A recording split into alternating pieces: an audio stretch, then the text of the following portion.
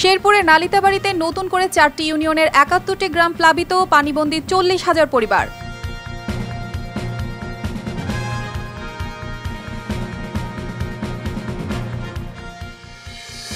আট থেকে 31 অক্টোবর পর্যন্ত বান্দরবান, রাঙ্গামাটি ও খাগড়াছড়ি ভ্রমণে নিষেধাজ্ঞা স্থানীয় জেলা প্রশাসনের।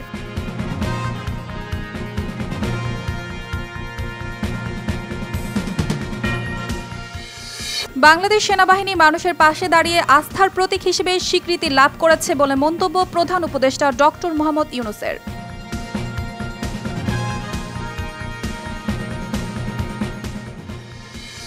জুলাই হত্যাকাণ্ডের ঘটনায় 39 প্রভাবশালীকে গ্রেফতার করেছে র্যাব। ধরাছোঁয়ার বাইরে কাদের সহ রাঘব বোয়ালদের অনেকেই। 39 জনকে বড় পর্যায়ের নেতা যারা 39 তাদেরকে তো আমরা গ্রেফতার করেছি। রাঘব বোয়াল যারা তাদেরকে আমরা ধরতেছি।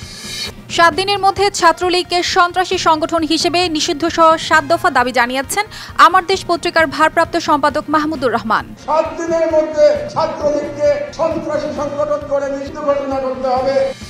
প্রশাসনের মধ্যে পতিত স্বৈরাচারের ভূত তাড়াতে না পারলে সরকারের কোনো প্রচেষ্টাই সফল হবে না বলে মন্তব্য বিএনপির মহাসচিবের। এই ভূতরা কিন্তু এখনো প্রশাসনের মধ্যে আছে। এই ভূতগুলোকে দূর করতে হবে, তাহলে আপনারা কোনো কিছুই করতে সক্ষম হবেন না।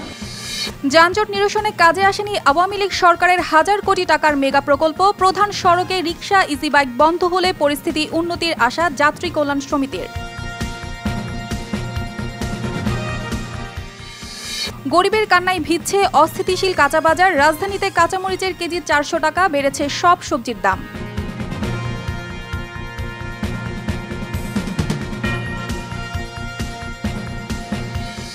প্রথম টি-20তে মুখোমুখি বাংলাদেশ ভারত। টেস্ট হারের পর ভালো কিছুর প্রত্যাশা টাইগারদের।